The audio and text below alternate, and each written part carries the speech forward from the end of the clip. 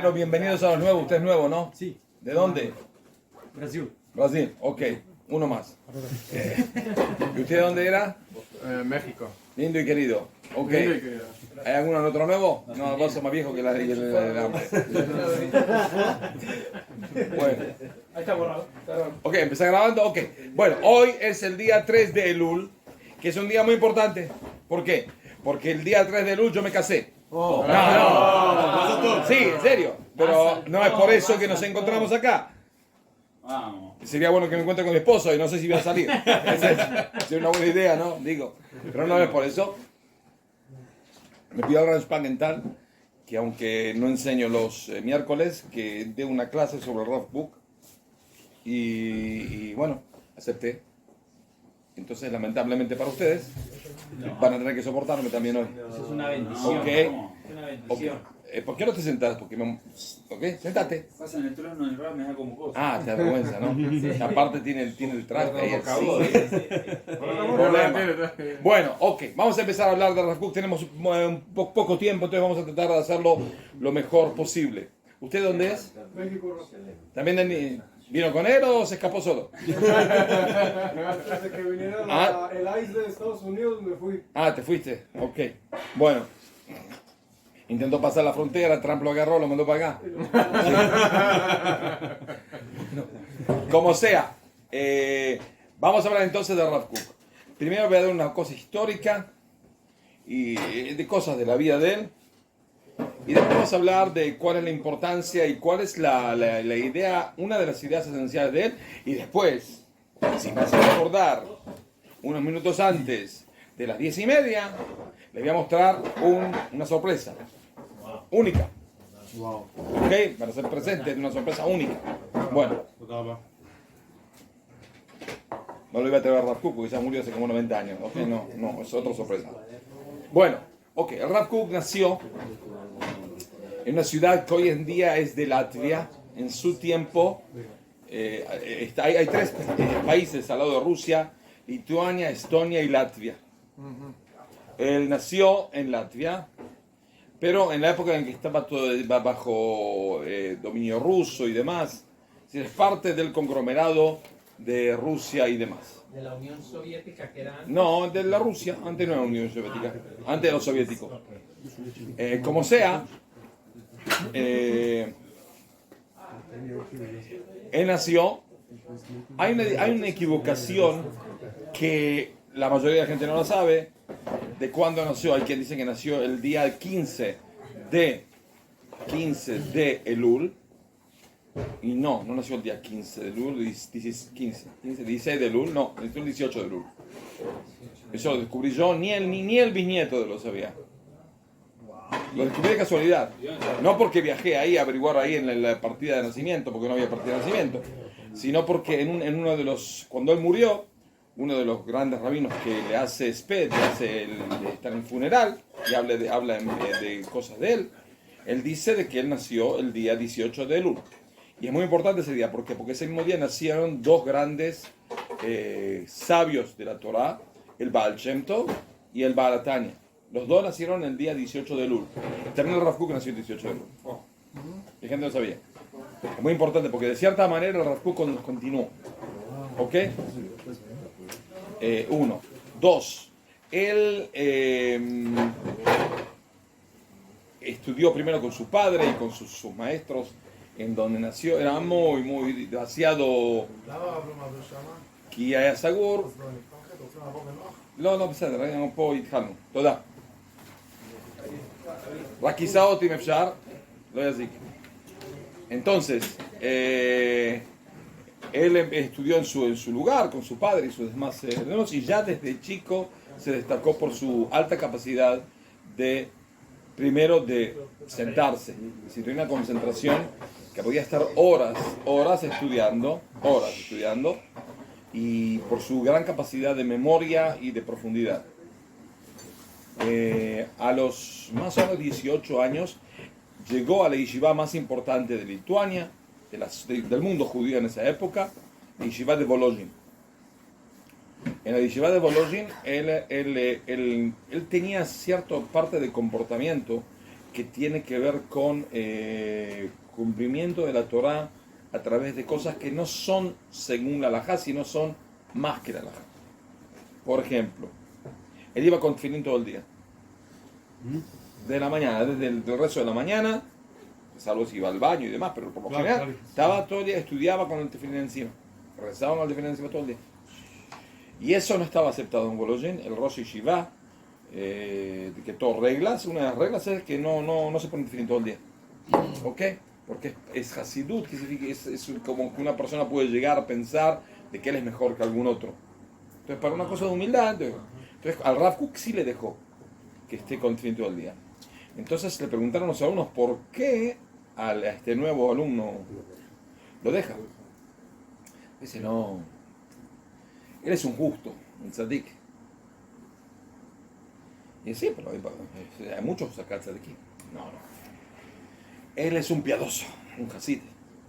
Hace más. Sí, pero hay también en la yeshiva alguno que otro piadoso y usted no le permite y a él sí. No, te explico. Él es derecho. Si ahí está justo, tzadik, hasid, que es el que hace más, piadoso. Y está el derecho. El derecho es más. Es más que el tzadik. Más que todos. Por eso lo dejó. Y él se ponía, por supuesto, no se lo ponía de vista, porque él siempre estaba con una especie de gorra que le tapaba. Y la mano izquierda tenía una especie de abrigo que no se sacaba todo el día, que le tapaba acá hasta acá, los dedos. Entonces no se veía. No se veía. Sí. No hacía para que la gente lo vea. ¿Ok? Él estudiaba según lo que él mismo testimonia y lo que se testimonia. Él no estudiaba mucho.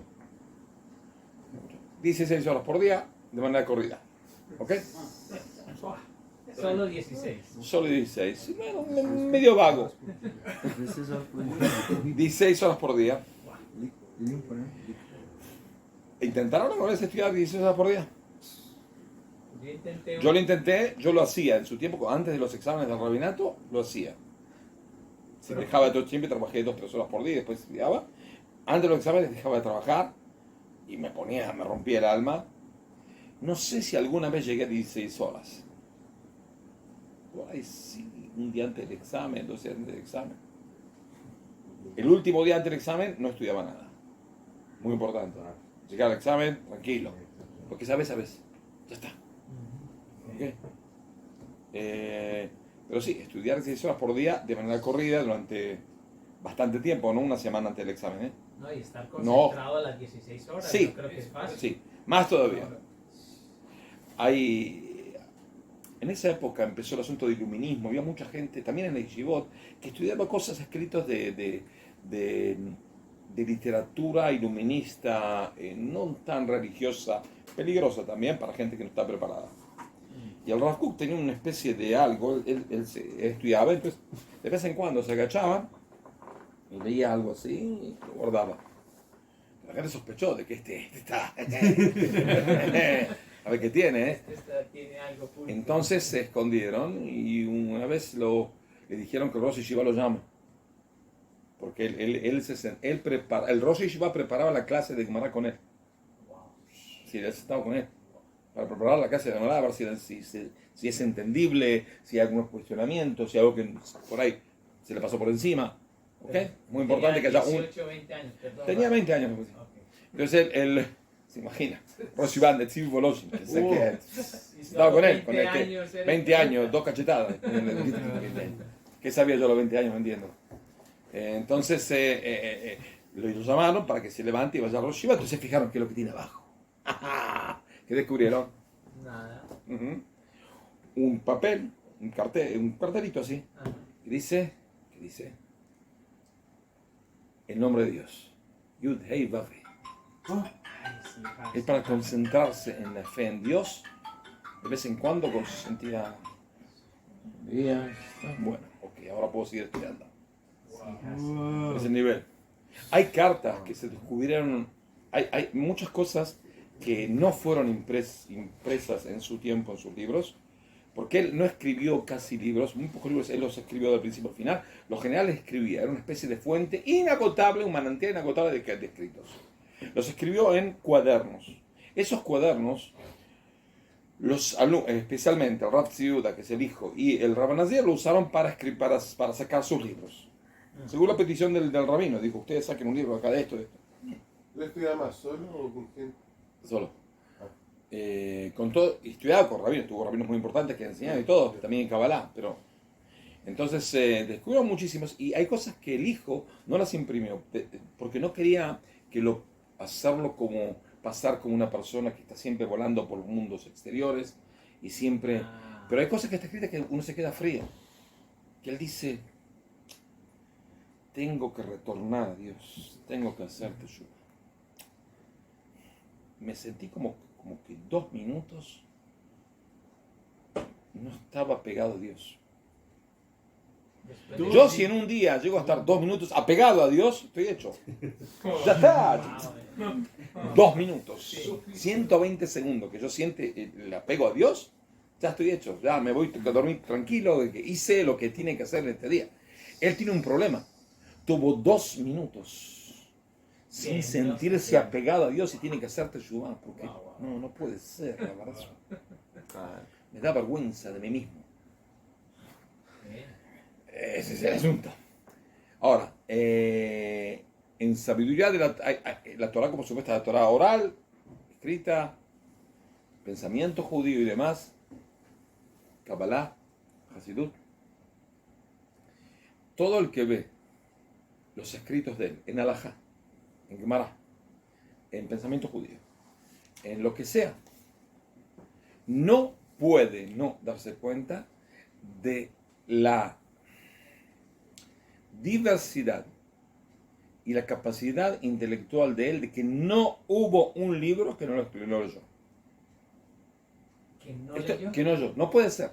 Es increíble la cantidad de cosas que trae de acá y de allá. En serio, no hay rama de la Torá que no la estudió y no sacó lo importante de esa rama y no lo aportó a su Torá.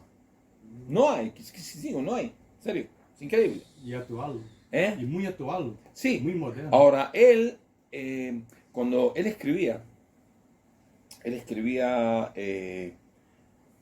muchas veces, especialmente cosas que tienen que ver con pensamiento judío, los escribía como una especie de... En cualquier momento agarraba la pluma, tenía siempre en el saco, en el traje, un capote así, una pluma con tinta y papel. ¿No? Entonces él iba y se le ocurre algo, entonces acaba, voy a escribir. Y tú ves el escrito. Hoy en día estamos acostumbrados a escribir en el computador, entonces si nos equivocamos lo cambiamos, ¿no? El Word te dice que es una falta de error. ¿Qué? ¿Ustedes se acuerdan? No hace muchos años que la gente usaba, escribía, como usted escribe ahora, ¿no le da vergüenza? No. ¿Ok?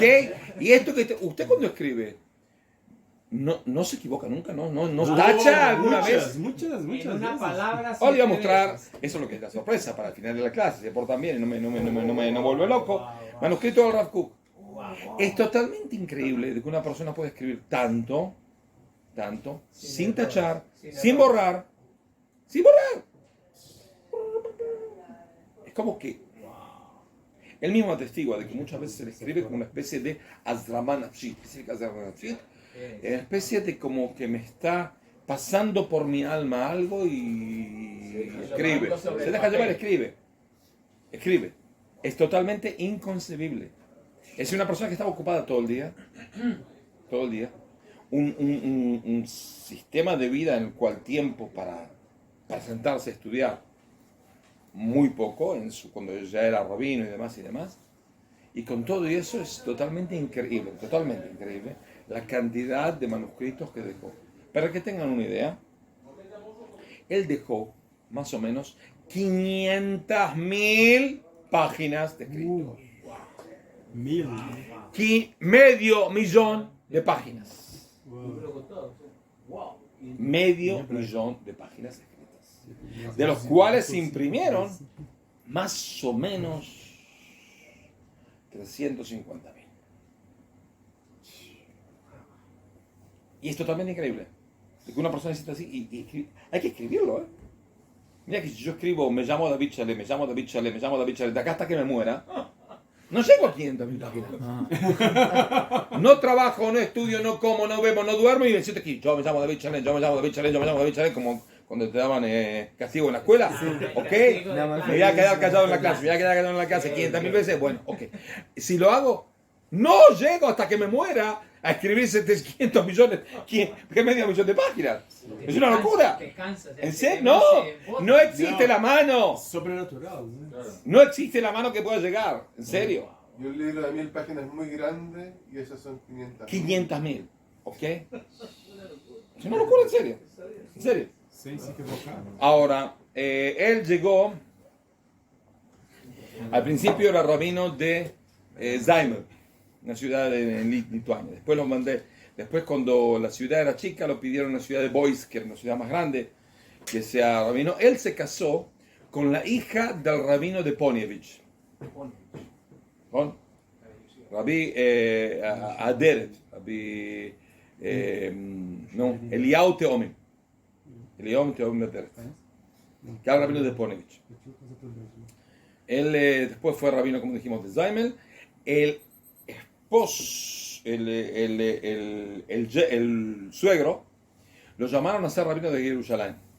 Y él vino a Jerusalén a ser rabino. ¿Ok? El sueldo de él. El suegro de él, que era rabino de Ponievich, lo mandaron le pidieron que sea rabino de Jerusalén porque era muy grande en Torah y demás, un tipo muy especial. Le pidieron que sea rabino, dejó y se vino a Jerusalén. Él siguió siendo rabino en Boisk.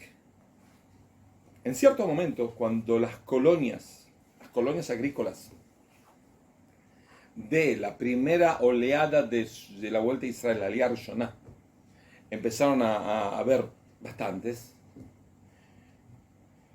Y en Yafo había una comunidad, la comunidad era una comunidad mixta, Sfaradit y Ashkenazit. Entonces había de vez en cuando un rab Sfaradí, de vez en cuando un rab Ashkenazí, todos lo aceptaban. Entonces en Yafo se quedaron sin rabino. Y entonces pidieron a rabinos de Jerusalén, ¿no? ¿A quién le pueden recomendar como rabino de Yafo? Y vino uno y dijo, no, rabino de Yafo y de todas las colonias nuevas. Porque las colonias necesitan a alguien que primero arme el asunto de las cosas de agricultura. Trumot, Masrot, todas las cosas que quedan bien y demás. Que organizar toda la parte de servicios religiosos. Están en el fin del mundo, están lejos. No es como que se va en 2 horas y llegó hasta el norte, no. Eran días, ¿ok? Entonces le ofrecieron a él, uno dio su nombre, y no era una persona conocida. Es decir, un rabino en una ciudad, Boisk, fin del mundo, a la izquierda. Pero ya el nombre salió y aparte el suegro ya era rabino de Jerusalén. Y ya se habló de él. El suegro mismo dijo, con toda la grandeza en Torah de él, dijo, wow, yo me llevé un yerno que no le llego a los talones. Cuando yo no tenía 24 años. ¿Okay? Y él tenía 70. No me llego a los talones de él. Él estudió también muchísima Kabbalah, con grandes rabinos. Que aparte recibió secretos de la Torah que son revelaciones divinas, él mismo lo testigua. ¿Okay? Él mismo lo testigua en manuscritos que no fueron impresos hasta el día de hoy. O que fueron impresos de cierta manera. ¿Okay? Como sea, él llegó a Israel a ser rabino de Yafo en 1904. Fue rabino de Yafo, de las colonias y demás, y empezó a hacer organizar todos los servicios religiosos en todo Israel. En todo Israel, en cualquier lado, iba, venía, Él se sabía enganchar también con las comunidades faraditas de acá, porque él no hablaba, él hablaba ashkenazite con hebreo, con acento, con forma de hablar de ashkenazí, pronunciación ashkenazí, pero él hablaba de manera como sfaradí. Él ni bien bajó del barco, se pusieron a cantar un canto para su honor, y él se puso a cantar un canto que es canto sfaradí común. Después tuvo un Brit Milá y se cantó todo el canto que se hace de Eliyahu Naví, con la música y todo, sfaradí. Entonces se supo comprar a la gente. Como sea, él llegó, estuvo hasta 1914 organizado todo y ya era bastante popular, la gente lo conocía, aparte empezó a escribir libros, fundó un Bet Midrash, una yeshiva en Yafo, una yeshiva muy interesante, porque es una yeshiva que también ponía junto también estudio de Torah y también trabajo. Es decir, ellos los alumnos estudiaban de manera muy profunda, con él y varios rabinos, y también tenían 2-3 horas por día en las cuales estudiaban, por ejemplo, cómo fabricar cajas fuertes. No había en todo el Medio Oriente una fábrica de cajas fuertes. No había. ¿Ok? No había. Y demás cosas. Y carpintería y demás cosas. Digo, todo se tiene que trabajar a Dios. Todo se tiene que trabajar a Dios. Y él empezó en la yeshiva, no en una yeshiva común. Porque una yeshiva común del estilo Ashkenazí se estudia Gemara. No. Estudiaban Tanaj, Biblia, Gemara, Rambam, libros de filosofía y demás. Que es algo totalmente novedoso. Y en hebreo. En hebreo. No en yiddish, no en ningún idioma. En hebreo. ¿Ok? Era algo totalmente... En el año 1914 le pidieron a Agudat Israel que participen en una especie de convención de Agudat Israel. Él llegó a la convención y tuvo la perrísima suerte de que un muchacho serbio mató al ducas de no sé dónde, de Montenegro, y se armó la Primera Guerra Mundial. Y entonces se quedó ensartado. ¿Por qué? Porque él nació en Rusia, entonces él teóricamente no podía volver a la tierra de Israel. ¿Ok? Se quedó ensartado. No podía volver.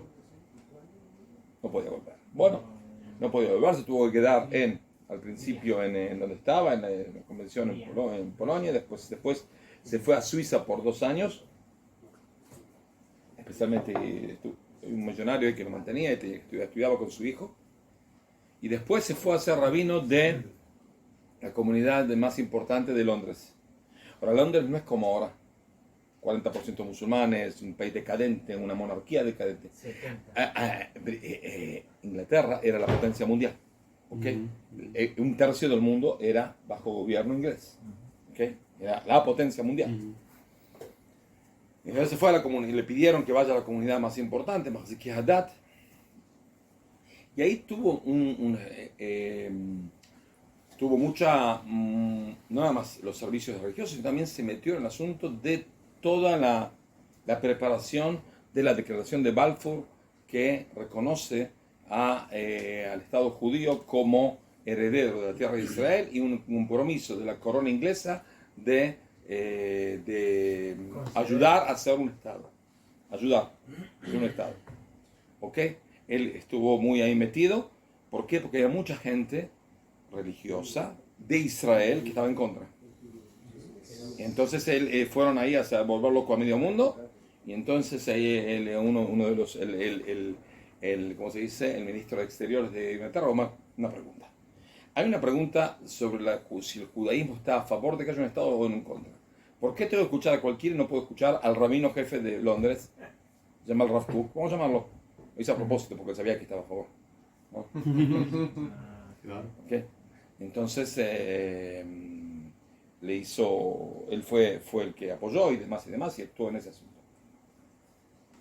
Ahora, cuando terminó la Segunda Guerra Mundial, la Primera Guerra Mundial, disculpe, le ofrecieron ser el rabino jefe de Jerusalén. El rabino jefe de Jerusalén es el título rabínico más importante de la tierra de Israel hoy en día del mundo, pero no, en ese tiempo de toda la tierra de Israel no hay rabino más importante que el rabino Rashid de Jerusalén. Él dijo: estoy dispuesto a venir como rabino de Jerusalén si todos me aceptan. Todos me aceptan. Todos menos una congregación lo aceptaron y firmaron que venga. Entonces él vino. Cuando vino, el día 28 de Iyar, porque es muy importante, porque el día 28 de Iyar, 60 años después, 50 y pico de años después, Jerusalén, el Estado de Israel conquistó Jerusalén. Es decir, los días de él, si uno se fija, es algo totalmente increíble. el día que subió, el día que llegó a Jerusalén, el día, y demás, y demás, y demás. Toda una especie de, se puede contar bastante de eso. Como sea, llegó a Jerusalén, y entonces lo que pasó es que, ¿qué pasa cuando hay dos comunidades judías? ¿Cuántas ideas hay? Por lo menos tres. ¡No que dos! Mínimo 3. Mínimo 88. Uy. Ok, bueno. ¿De qué pasa? Los ingleses son tipos muy cuadrados, ¿no? Ajá, ¿qué? Sí. Ingleses, yo soy el inglés. No. Usted es judío, ¿qué dice? No, yo quiero esto, pero el otro judío dice el otro judío dice el otro. No. A mí no me hago loco yo. No tengo tiempo para ustedes. Quiero que se organicen como un rabinato central. Habla con una persona, ¿ok? Yo hablo con uno. Ahora, ¿qué pasa? Ya los otomanos inventaron el asunto de Rishon LeZion, que es el rabino jefe de los Faradim. Pero el jefe de no representa a los Ashkenazim, que eran bastantes. Entonces se decidió hacer el rabinato central. Y él fundó, con el rabino Faradim, con el rabino Yaakov Meir, el rabinato central de Israel. Que el objetivo era juntar a todos los rabinos. Si hay una discusión, se discute dentro del rabinato. Y después se saca una idea y una petición unánime con el gobierno. Porque no puede ser de que el gobierno reciba cada media hora una delegación que dice uno, la otra dice el otro, le dice el otro, y el inglés está ahí tomando el té y no entiende qué quieren de la vida. Es volverse loco, en serio. Pero hace falta uno. Y eso es lo que se hizo. Ahora, él fue rabino de Jerusalén, rabino de y después fundó el Rabinato Central de Israel, que es el que se ocupaba de todos los servicios rabínicos y culturales judíos de toda la tierra de Israel.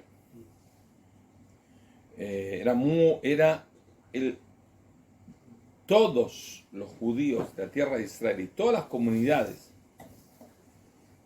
de la diáspora lo respetaba mucho a Rav Kook. Mucho a Rav Kook. Rav Kook no era religioso nacional, lo que se llama Tetilumi. Él era todo. ¿Ok? Y también la gente que estaba en contra de sus ideas, de parte de sus ideas, sabían de que era, primero, un santo. Dos, que es totalmente inconcebible la cantidad de cosas que él sabe. Si no se puede discutir, se puede decir la verdad, no estoy de acuerdo. Pero eso que no estoy de acuerdo, no digo que usted no es un gran rabino y que tiene su sustento por sus ideas. ¿Ok? Yo puedo discutir, pero decir la verdad, no estoy de acuerdo, pero por supuesto respeto su idea. ¿Por qué? Porque es un genio. Dos, porque es un santo. ¿Ok? Y demás. Él fundó la yeshiva que se llama Yeshiva Markazit Olamit. Yeshiva Markaz Arad, fundada por él. Fue una revolución la yeshiva de Markaz Arad. ¿Por qué? Pues la primera yeshiva que, otra vez, se estudia en hebreo. ¿Ok? Se enseñaban cosas que no se enseñaban en ninguna yeshiva común. Por ejemplo, aparte de Gemara y Halajá, también enseñaba Biblia, me enseñaba libros de pensamiento judío, Kuzari, Maharal y demás, y demás, y demás. Había todo un programa de estudios de pensamiento judío, programa escrito, que es lo que se debía estudiar, y también Kabbalah y demás. Al principio la idea de Rav Kook era que la yeshiva esté para jóvenes de 16 años hasta los 22. El problema está, y después de los 22 tienen que salir a rabinato, a escribir, a enseñar, a esto, al otro, lo que sea. Pero el problema está de que los requisitos para entrar a los 16 años son... Tenía un amigo que se casó a los 35 años. Y cuando festejamos el casamiento, yo qué sé, después del casamiento se lleva barajot, las 7 bendiciones, que se come en su honor al novio y la novia. Entonces mi rabino Rav Stern, que es rabino de Jerusalén, dijo: mi alumno que se casó tan grande, estudió tanto, que en la época del Rav Kook por ahí lo aceptaban en la yeshiva. Por ahí, no estoy seguro. A los 16, porque los requisitos eran totalmente... No, casi no podía ser. Como sea, la yeshiva esa cambió el mundo. Cambió todo el estudio de la Torah, y explico por qué. Porque 95% de todas las yeshivot que están en esta rama son todos consecuencia de alumnos y alumnos de alumnos y alumnos de alumnos de alumnos de que estudiaron en el mercado cerrado. Y llevaron ese tipo de estudio en distintas peculiaridades y asentamiento acá, es decir, dando acento a tal cosa o otra cosa en todo Israel y en muchos lados del mundo. ¿Ok? Es una revolución. Y lleva que estudie también, que se llegue a estudiar en cierto también libros de Kabbalah, de Hasidut y demás. No existía. En serio no existía. Y demás. Ahora, estamos hablando de... El Rav Kook es el más grande pensador, no porque yo lo digo, sino porque se ve palpablemente, el más importante pensador judío de los últimos 100 y pico de años. ¿Cómo lo sé? Por la cantidad exorbitante y cada vez más de gente que profundiza en sus libros. Hoy en día, estamos en el día Gimel de Elul, empezaron a estudiar decenas de miles, o más de decenas de miles, por ahí 100.000 personas en yeshivot que tienen que ver con la idea del Rav Kook y estudian sus libros. No conozco ningún pensador judío que estudien 100.000 personas sus libros. No existe. ¿Ok? Eso empezó. ¿Qué se oye? No, o sea, fue la forma como empezaron a estudiar todo lo del Rav Kook. Sí, pero que haya una cantidad, 90 años después de su muerte, que haya 100.000 personas o más que estudien sus libros, es totalmente increíble, porque la mayoría de los pensadores, ustedes, ¿cuándo les salió a ustedes estudiar Jean-Jacques Rousseau?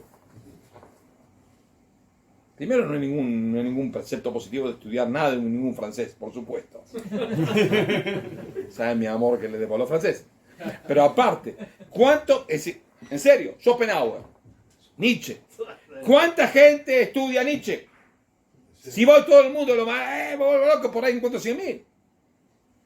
Acá en Israel hay 100.000 que estudian, se identifican de cierta manera. Es totalmente inconcebible, en serio. Y cada vez más, ese es el asunto. No es, hay 100.000 y van bajando, no. Hay 100.000 Y van aumentando. y van aumentando. Dentro de 10 años van a ser 150.000 o 200.000. ¿Ok? Está cada vez más arraigada. ¿Por qué? ¿Por qué? Porque voy a explicar cuál es el sentido de Rav Kook y cuál es su idea central. Aparte de su grandeza en Alajá y en demás y demás y demás,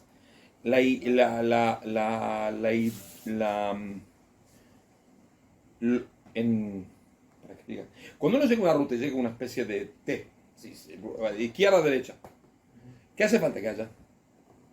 Un signo, Un cartel, algo. Sí, Quiero usar para acá, te la doy para allá, no sé. Algo, que sea para... Quiero llegar a un lado, ¿no? Alguien que nos guíe. Alguien que puede ser un agente de una policía, para acá, para allá. Alguien que me saque, que me lleve a mi meta. ¿Ok? Cada vez que el pueblo de Israel tenía que llegar a algún cambio, Dios pone un alma, o varias almas, que su objetivo es guiar al pueblo de Israel. El Rav Kook estaba en la última generación del exilio y en la primera generación de la Geula. Entonces Dios lo bajó ahí, ¿para qué? Para que dirija, para que diga para qué lado van. ¿Por qué? Porque en esa época estaba el abandonar del exilio, la vuelta de millones de personas a la tierra de Israel. Eso es un problema que hay que solucionarlo, hay que ver cómo se llega de manera más sana posible y con menos heridas. En esa época empezó, es decir, hubo muchas ideas iluministas y filosóficas que cambiaron el mundo. ¿Ok? Cambiaron el mundo moderno. En serio. Entonces hacía falta una persona que primero sepa esas ideas, estudie esas ideas y vea qué se puede, que sí se puede aceptar, que no se puede aceptar. Tamizar esas ideas. Para poder decir, ok. Descartes dijo varias cosas. Hay ciertas cosas que tiene razón. Y muy bien que lo dijo.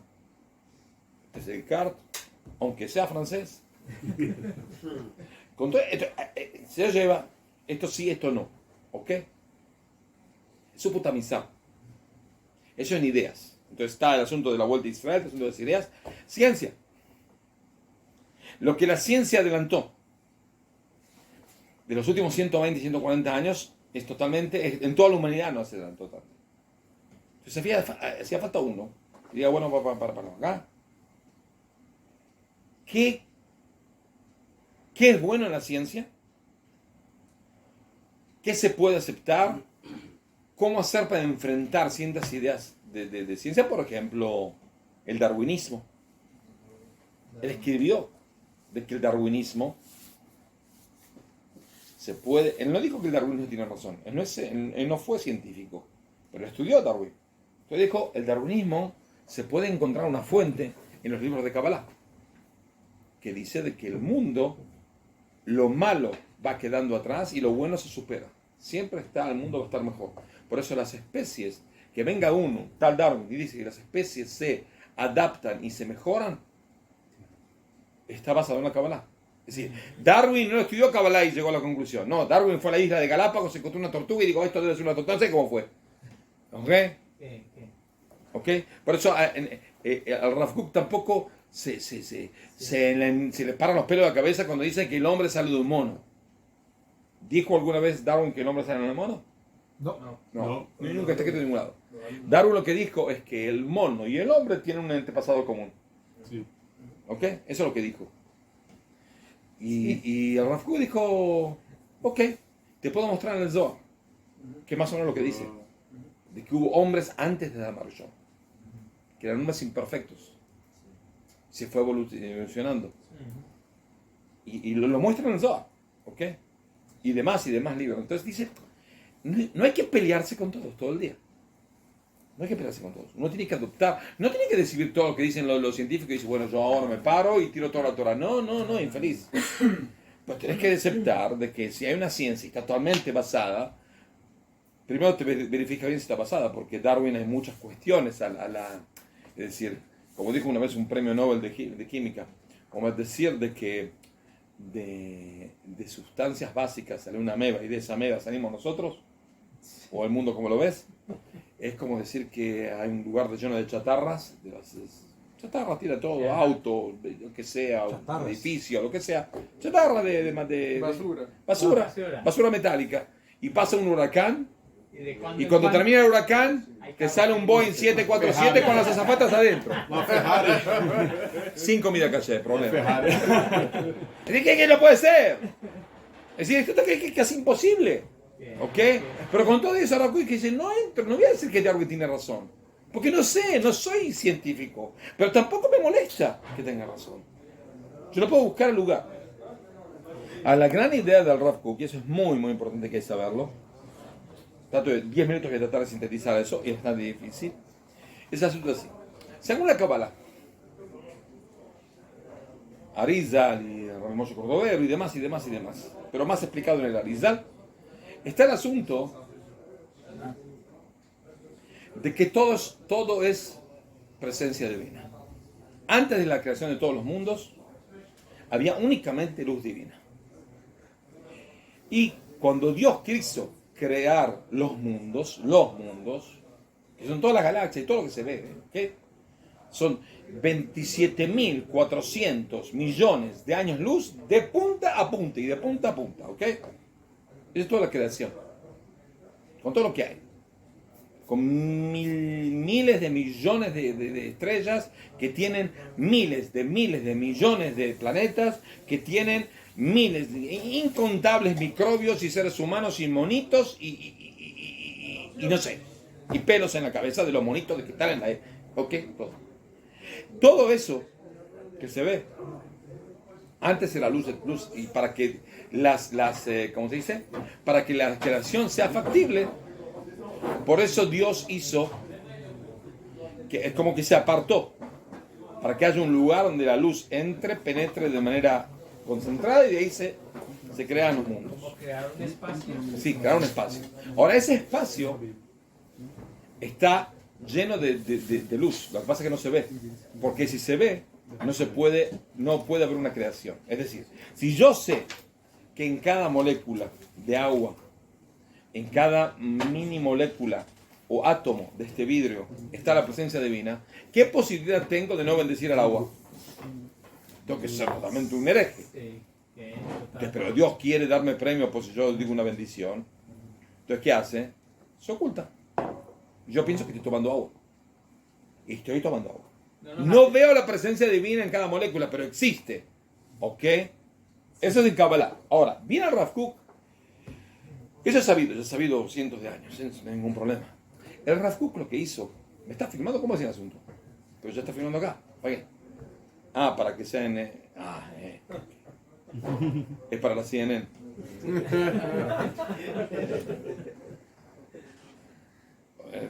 Colombiano, ¿no? Este. No, mexicano. Mexicano, La mexicano. primera vez que lo hago. No, puede hacerlo, no hay ningún problema. Yo me siento famoso, me hace bien. Mi psicólogo dice que me ayuda.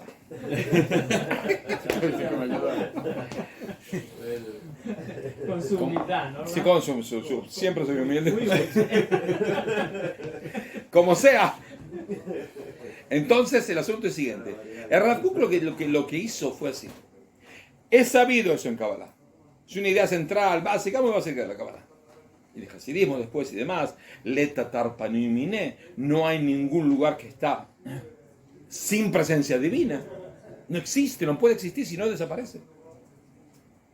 Todo eso que está en la Kabbalah, en el hasidismo y demás, y está escrito en muchísimos libros. El Rav Kook lo que hizo, lo que pensó y dijo, ¿qué tiene que ver conmigo? ¿Qué tiene que ver con mi mundo acá? Mi mundo. Entonces él llegó a una idea muy importante y revolucionaria, que no creo que nadie haya escrito de manera explícita antes, pero que cambió el mundo. Que es decir, todas las ideas importantes que hay en el mundo, tendencias, ideas, cosas de filosofía, cosas de técnica, cosas de ciencia, cada uno tiene presencia divina. Ahora, si uno lee esas cosas de Rav Kook, puede llegar a pensar que Rav Kook era un postmodernista, ¿no? Es decir, todo está bien, todo depende de la narrativa. No, estúpidos, no hay que creer así. El Rav Kook lo que dijo es así. Todo lo que tiene sustento, no es una idea mía que empezó ahora y se termina mañana. Una idea basada, todo un sistema, ok, es parte de la idea divina. Ahora, el Rav Kook lo que dijo es así. Cuando esa idea está en su lugar, está bien. Cuando esa idea está en otro lugar, está mal. Esa es la idea. Vamos a hacer un ejemplo.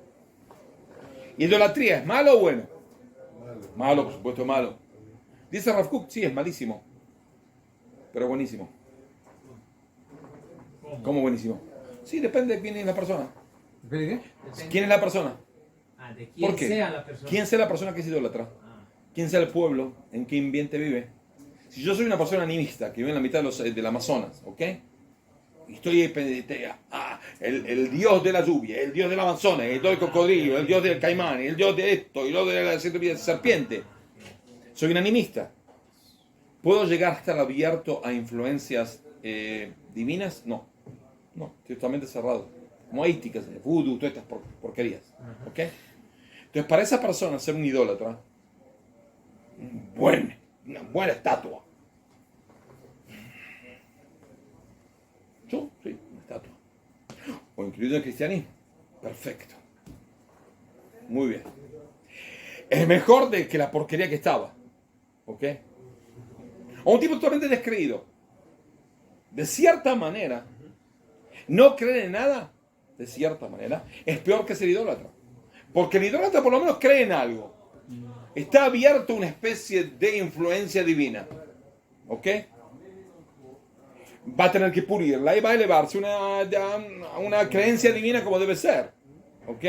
Pero si no está abierto, si no piensa en nada de eso, todo lo que piensa es dinero o placeres o demás, es un pobre tipo. En serio. Y eso no dijo nada más de idolatría en todo. En todo, en ciencias. Cada cosa, invento científico que revoluciona algo, tiene que ver con la idea divina que está esparciéndose en ese mundo, que quiere que los hombres adelanten este mundo.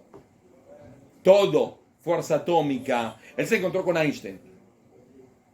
Y le dijo, y le mostró un libro de uno de los alumnos del Gaón de Vilna, que dice de que el tiempo es relativo. Como dice Einstein. Se lo mostró. ¿Para qué se mostró? Para decirle, es infeliz. Tuviste 30 años dando vuelta. Te lo puedo mostrar acá escrito. No. El científico es Einstein, no el alumno del Gaón de Vilna. Pará. De que la energía atómica se hizo no por el alumno de Gaon de Vilna, sino por Einstein. Es decir, pero lo que quiso decirle es que es parte de la idea divina, de la sabiduría divina que después baja en una antibiótica. Es parte de la influencia divina que Dios quiera que haya una vacuna para el polio. ¿Ok? Porque el polio es una enfermedad. Y siempre estuvo. ¿Hasta qué? Hasta que apareció una vacuna. ¿De quién? No. La primera vacuna fue de Salk, un judío americano que inventó una vacuna, Salk. Recibió premio Nobel, curó. El problema está de que la vacuna de él es una vacuna que actúa como, ¿cómo se dice? Con microbio muerto. Y había que inyectarla. Pasiva. No, había que inyectarla. Ah, ok. Entonces vino otro judío, Sabin. En Argentina decimos Sabin, pero es Sabin. Que dijo, para. En la mitad de África, anda a conseguir una enfermera que le pueda dar una inyección a cada uno. No va. Vamos a hacer otro sistema. ¿Cómo hacemos otro sistema? Hizo la vacuna con bacteria viva, pero la transformó. Y entonces se puede dar ¿en qué? En gotitas. Oral, sí. Sabin oral. Sabin. Hoy en día nadie se pone la primera vacuna, todos se ponen Sabin. ¿Por qué? Porque es mucho más fácil. No hace falta una enfermera. 2 gotitas, tac, estás hecho para toda la vida. ¿Ok? Toda la vida. Eso es parte de la sabiduría divina. Entonces, todo tiene que ver también con la sabiduría divina y con... Es decir, la idea de Rav Kook es así. Todo es luz divina. También las grandes ideas, también las ideas erróneas son parte de la sabiduría divina, de cierta manera. El mal es mal, el bien es bien, pero al mal también tiene su razón de ser. Y si está en su lugar, muy bien. Mientras se quede ahí, está bien. Por ejemplo, el laicismo. No creer. Es una cosa que empezó en Europa, después se empezó en Israel y demás. Ok, ¿es mal o es bien? Depende. Si el laicismo te provoca que cuando haya un problema, por ejemplo, una guerra, en vez de ir al templo a decir salmos, organizás un ejército y te defendés, viene muy bien, ¿eh? Una guerra. Viene muy bien, sí. Hay una guerra y ahora no puedo estar. Si voy al templo y sigo diciendo salmos, los nazis vienen y me matan. Entonces sería muy bueno de que uno organice una guerrilla y trate de escaparse a los bosques de Rusia, de encontrarlo. ¿Ok? Sería una buenísima idea, ¿no? O hacer un estado, no vendría nada mal. Es tan erróneo, digo, ¿no? Y demás. Liberalismo, socialismo. Él dijo, en cada cosa hay algo divino. Y el asunto no es sintetizar todo y hacer uno. No. Es poner el socialismo donde tiene que ser, el liberalismo donde tiene que ser, el nacionalismo donde tiene que ser. Si está en su lugar, muy bien. El asunto es cuando sale. Cuando el nacionalismo se quiere atrapar a todo, o el liberalismo se quiere atrapar a todo, o el socialismo se quiere atrapar a todo. Ese es el problema. Pero si no, está muy bien. Hace falta una idea. Es decir, hace falta alguien que piense así. Te voy a decir cuáles, en todas las 100 cosas que está basado el socialismo, que sí tiene que ver con Torah, que sí tiene que ver con la idea divina. Y voy a tratar de sintetizar, para mí, no para vos, una idea que acople las cosas buenas del socialismo, las cosas buenas del nacionalismo, las cosas buenas del liberalismo, las cosas buenas de la filosofía alemana, las cosas buenas de la filosofía una buena literatura, ¿ok? Y demás. Es decir, hay una cosa que le escribe, en el cual una pregunta y una respuesta. Yo al principio cuando lees pensé que la pregunta es del Rav Kook. Dice, ¿cómo puede ser que la gente escriba libros de laicismo, de romanticismo, y la chica lo dejó, y esto y lo otro es una porquería asquerosa? Y no hace falta hacer libros que hablen de la meta de la humanidad, en la creencia divina, y formar un mundo justo y demás. Uno se piensa que es Rav Kook, dice, después le dice, querido señor, usted ve que le acepté la carta, la leí con mucha atención, usted está totalmente equivocado. No hace falta empezar a decir detalles de sexualidad en romanticismo, por supuesto que no. Pero el solo hecho de amor, ¿qué problema? El solo hecho de que esté escrito lindo. La buena literatura abre la persona, sutiliza la persona. Entonces, ¿por qué usted piensa de que toda la literatura tiene que ser? Sí, se pueden llamar también al teléfono, no se puede ver el teléfono. Esto es todo, esto es todo. Amor, justicia, entrega, mérito, amistad, ¿qué problema? Todo tiene que ser, sí, se tiene que hacer teinim, no chicas, esto es toda la literatura. Es aburridísimo. Los libros de Alajá no es literatura, usted se confundió. La literatura no tiene que decir alajot, ¿ok? Y las alajot no tienen que decir literatura. Hay un lugar para la literatura, un lugar para la, ¿ok? Muy importante. Otra cosa muy importante es que como el Rav Kook dice de que en cada cosa hay una cosa divina, por supuesto que él encontró en el sionismo el porqué. ¿Cuál es la base teológica verdadera del primer sionismo? ¿Y cuáles las cosas malas que tenía el sionismo? Y él dijo, esta cosa es malísima, malísima, y hay que luchar, hay que enseñar, hay que educar para erradicar esas ideas estúpidas. Pero el sionismo como vuelta a la tierra de Israel es perfecto. Eso es lo que hay que hacer. Más todavía. Si uno lo hace bien, no hacía falta sionismo. Pero la gente no les importó un pepino. Y pueden fijarse en el website del Mahón. Acá tengo un coso que se llama Shofarot, un mamar de Rav Kook, que explica los 3 tipos de vuelta a la tierra de Israel. Y ahí, antes que nadie, en 1934, ya dijo de que Hitler va a tener... ¿Cuál es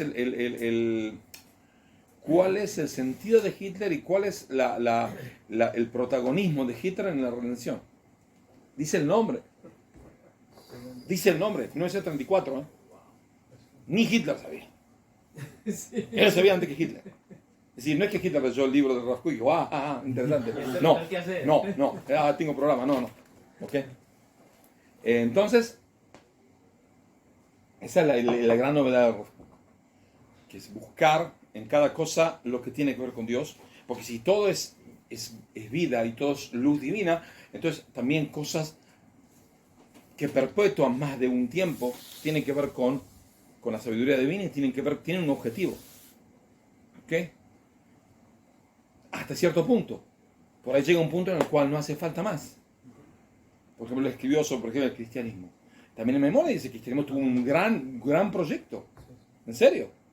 Pero está de más hoy en día. Y lo escribe. Está de más. ¿Pero cuándo va a estar de más? Cuando volvamos a la tierra de Israel. Si cuando tengamos un reinado en la tierra de Israel, ya medio va a estar de más. Hasta que nos organizamos unos años pueden seguir ustedes ahí haciéndolo en las iglesias en el fin del mundo, no es porque no vamos a llegar, no llegamos todos, pero como idea está de más.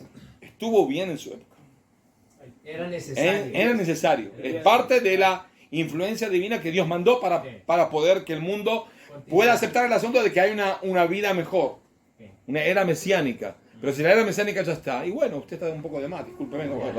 Muy bien, la verdad, usted muy bueno lo suyo. Muy buen trabajo. Se terminó. ¿Qué?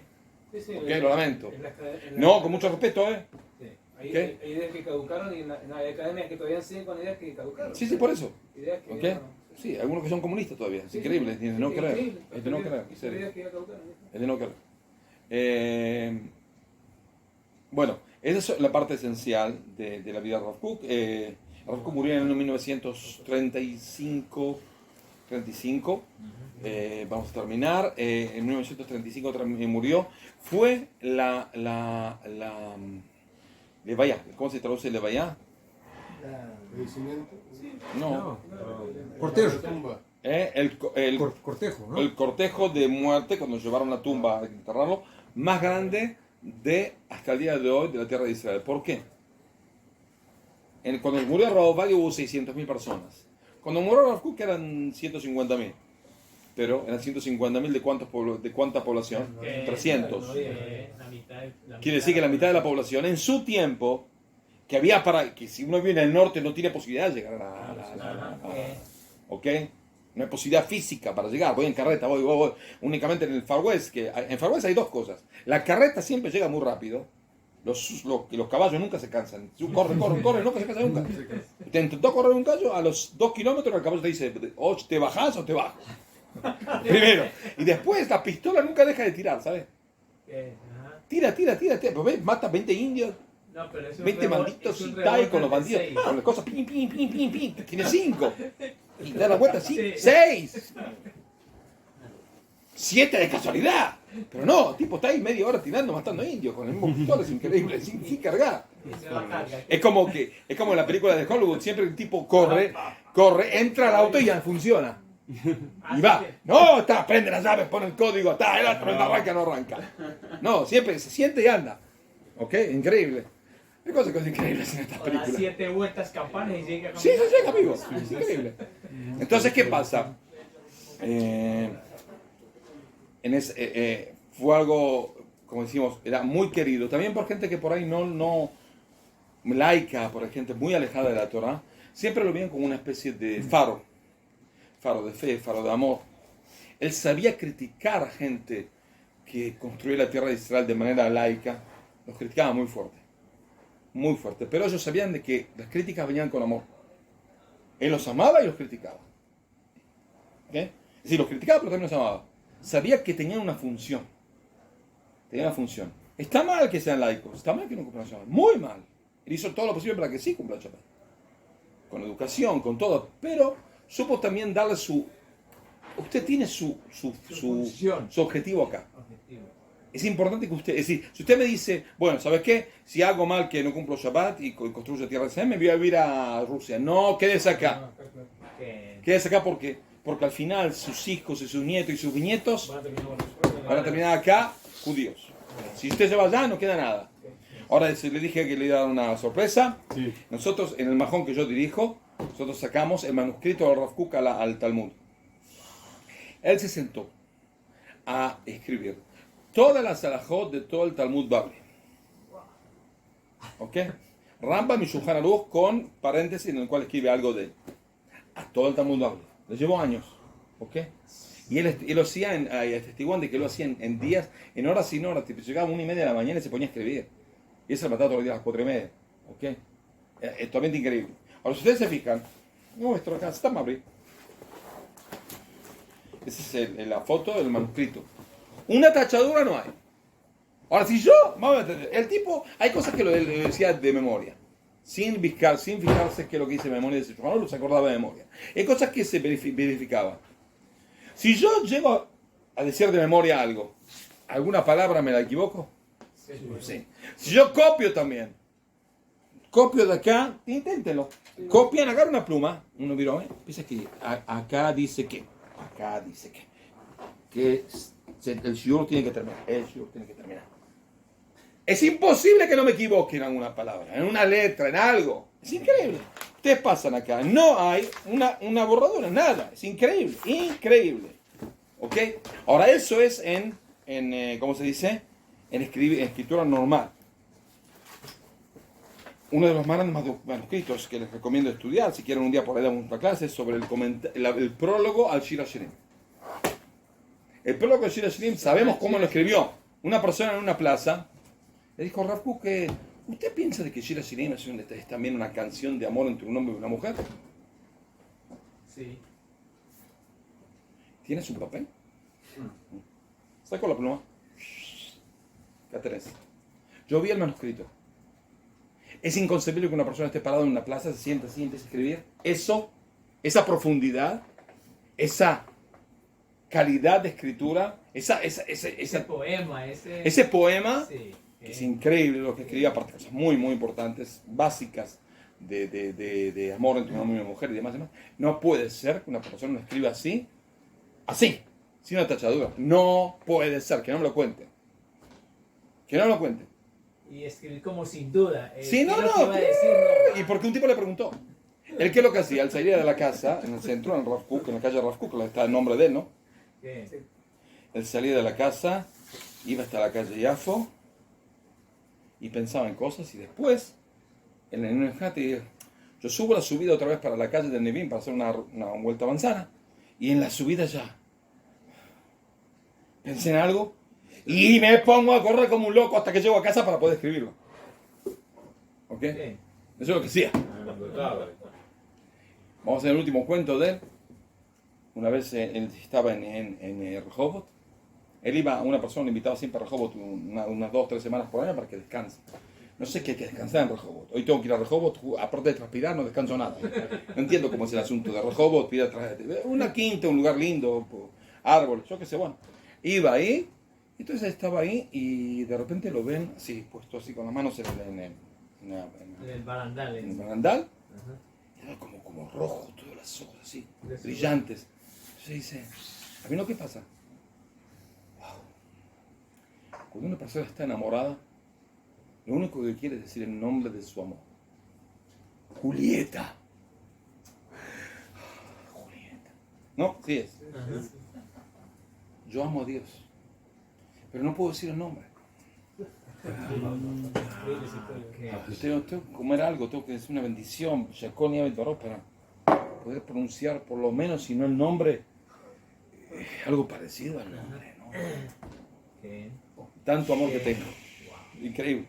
Ahora, la persona que lo agasajaba ahí en Rehovot,